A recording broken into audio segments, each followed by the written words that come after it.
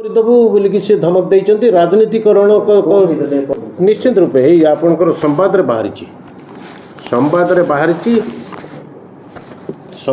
ବାହାରିଛି ସେ ଧମକ ଦେଉଛନ୍ତି।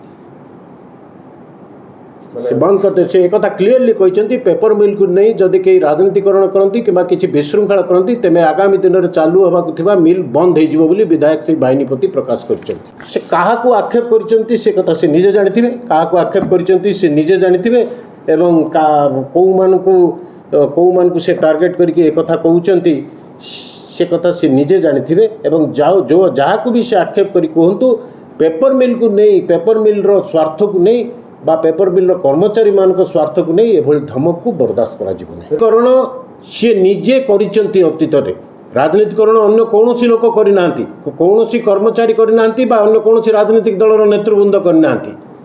ସିଏ ନିଜେ ରାଜନୀତିକରଣ କରିଛନ୍ତି। ୱାଡେୟାର ଏବଂ ଆପଣଙ୍କର ଥାପର ଏମାନଙ୍କର ଫଟୋ ସବୁ ବାହାର କରିକି ତାଙ୍କ ସହିତ ଫଟୋ ଉଠେଇ ଗଣମାଧ୍ୟମକୁ ଦେଇ ପେପର ମିଲ୍ ଅତି ଶୀଘ୍ର ଆରମ୍ଭ ହୋଇଯାଉଛି କହିଥିଲେ।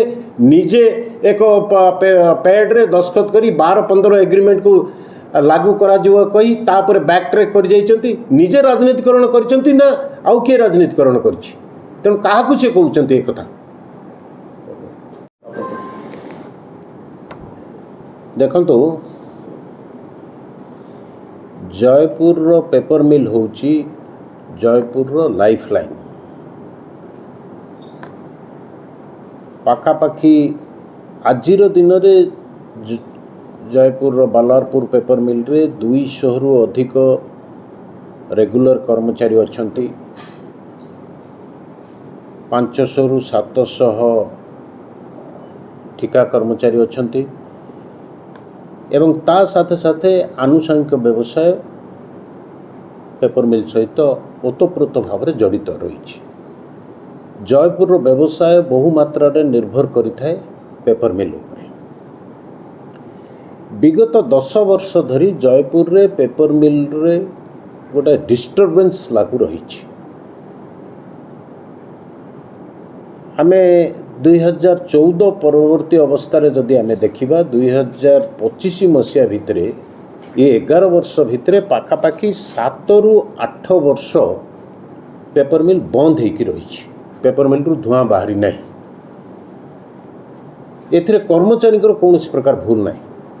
କର୍ମଚାରୀ କୌଣସି ସମୟରେ କୌଣସି ପ୍ରକାର ଭୁଲ କରିନାହାନ୍ତି। ସବୁବେଳେ କାମ କରିବା ପାଇଁ ସେମାନେ ପ୍ରସ୍ତୁତ ହୋଇକି ରହିଛନ୍ତି ଏବଂ ସହଯୋଗ ବି କରିଛନ୍ତି।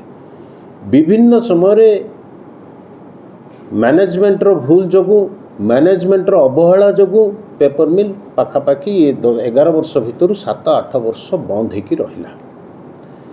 ଏଭଳି ବି ସହଯୋଗ କର୍ମଚାରୀମାନେ କରିଛନ୍ତି ଯେ 2012-15 ମସିହାରେ ଯେଉଁ ଏଗ୍ରିମେଣ୍ଟ ହୋଇଥିଲା ସେଇ ଏଗ୍ରିମେଣ୍ଟ ଅନୁଯାୟୀ ଯେତେବେଳେ ଦରମା ପାଇ ଆସୁଥିଲେ, ପାଇ ଆସିବା ପରେ ବି ତାଠୁ କମ୍ କମ୍ ଦରମା ଆକ୍ସେପ୍ଟ କରିବି କାମ କରିବା ପାଇଁ ମ୍ୟାନେଜମେଣ୍ଟକୁ ସହଯୋଗ କଲେ। 2017 ମସିହାରେ 18 ମସିହାରେ ଯେତେବେଳେ ପେପର ମିଲ୍ ବନ୍ଦ ହୋଇକି ରହିଥିଲା, ପେପର ମିଲ୍ ଚାଲୁ କରିବା ପାଇଁ 12-15 ଏଗ୍ରିମେଣ୍ଟକୁ ସାକ୍ରିଫାଇସ୍ କରିକି ବି ସେମାନେ ରାଜି ହେଲେ କାମ କରିବା ପାଇଁ ଏବଂ କାମ କଲେ ବି। କିନ୍ତୁ ତଥାପି ପେପର ମିଲ୍ ଚାଲିପାରିଲା ନାହିଁ, ଚଲେଇ ପାରିଲେ ନାହିଁ ମ୍ୟାନେଜମେଣ୍ଟ। ବିଭିନ୍ନ କାରଣ ଯୋଗୁଁ ତାଙ୍କର ବିଭିନ୍ନ ପ୍ରକାର କରପ୍ସନ୍ ଏବଂ ବିଭିନ୍ନ ପ୍ରକାର ଇନ୍ଏଫିସିଏନ୍ସି ଯୋଗୁଁ ପେପର ମିଲ୍ ଚଲେଇ ପାରିଲେ ନାହିଁ। ଏଥିରେ ପେପର ମିଲ୍ କର୍ମଚାରୀଙ୍କର ଯେଉଁମାନେ ରେଗୁଲାର କର୍ମଚାରୀ ରହିଛନ୍ତି ବା ଠିକା କର୍ମଚାରୀ ରହିଛନ୍ତି ବା ଯେଉଁମାନେ କଞ୍ଚାମାଲ ଦେଉଛନ୍ତି କାହାରି କିଛି ଭୁଲ ନଥିଲା, କେବଳ ମ୍ୟାନେଜମେଣ୍ଟର ଭୁଲ ଯୋଗୁଁ। ବିଭିନ୍ନ ସମୟରେ ସରକାର ସହଯୋଗର ହାତ ବଢ଼ାଇଛନ୍ତି। ବିଗତ ସରକାର ସହଯୋଗର ହାତ ବଢ଼ାଇଛନ୍ତି, ଆଲୋଚନା କରିଛନ୍ତି, ୟୁନିୟନ୍ ସହିତ ଆଲୋଚନା କରିଛନ୍ତି, ପେପର ମିଲ୍ର ମ୍ୟାନେଜମେଣ୍ଟ ସହିତ ଆଲୋଚନା କରିଛନ୍ତି। ପେପର ମିଲ୍କୁ ଚାଲୁ କରିବା ପାଇଁ ବିଗତ ସରକାର ଆଲୋଚନା କରିଛନ୍ତି, ଆଜିର ସରକାର ବି ଆଲୋଚନା କରୁଛନ୍ତି। ସବୁ ସମୟରେ এটা ସ୍ୱାଗତଯୋଗ୍ୟ କଥା। ପେପର ମିଲ୍ ଚାଲୁ ରହିବା ଦରକାର। କର୍ମଚାରୀଙ୍କ ସ୍ୱାର୍ଥ ଦୃଷ୍ଟିରୁ, ଜୟପୁରର ସ୍ୱାର୍ଥ ଦୃଷ୍ଟିରୁ ପେପର ମିଲ୍ ଚାଲୁ ରହିବା ଦରକାର। ଏବଂ ଆଜି ବି ସରକାର ଯେତେବେଳେ ଚିନ୍ତା କରୁଛନ୍ତି ପେପର ମିଲ୍ ଚାଲୁ ହେଉ, ସେଥିପାଇଁ ଯେଉଁ ଉଦ୍ୟମ ଗତକାଲି କରିଛନ୍ତି ସେଇଟା ସ୍ୱାଗତଯୋଗ୍ୟ। पेपर मिल चालू रहिबा दरकार।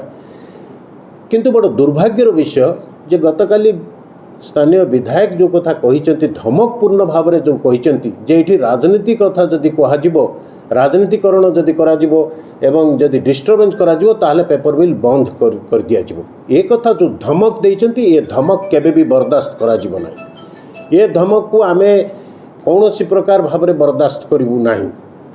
सी किए धमक दबा पेपर मिल बंद कर दिया राजनीति जदि करा डिस्टर्बेंस जदि हम पेपर मिल बंद कर दिया किए राजनीति करुच्ची आपण राजनीति करिसेंती आपण विभिन्न समय वाडेयर एवं ता ना कौन थापर एमान सहित विभिन्न फोटो बाहर करके आपण 3-4 वर्ष तले गणमाध्यम को देइथिले जे अति शीघ्र पेपर मिल आरंभ हला पानी रो गार। आपण विभिन्न समय कहले गोटे कथा आपण निजे चिट्ठी लिखिचंती निज बैड्रे निजे चिट्ठी लिखिचंती जे 2012-15 एग्रीमेंट अनुजाई दरमा दिया जाऊ एक कथा आपण निजे लिखिचंती कि नहीं गणमाध्यम को आपण से लेखा बाहर कि नहीं एवं आपण निजे कर्मचारी मान को डाकी कही जे जदि 12-15 एग्रीमेंट को जदि लागू करा न जाए ताहले तुम आंदोलन को जाओ एक कथा आपण निजे कही समस्त यूनियन को डाकी एवं तापर आपण केमती बैक ट्रैक करिगले आपण केमती पछ घुंचा देगले तेणु आपण धमक दबा काम बंद करंतु। ये धमक चमक चलिबो नहीं।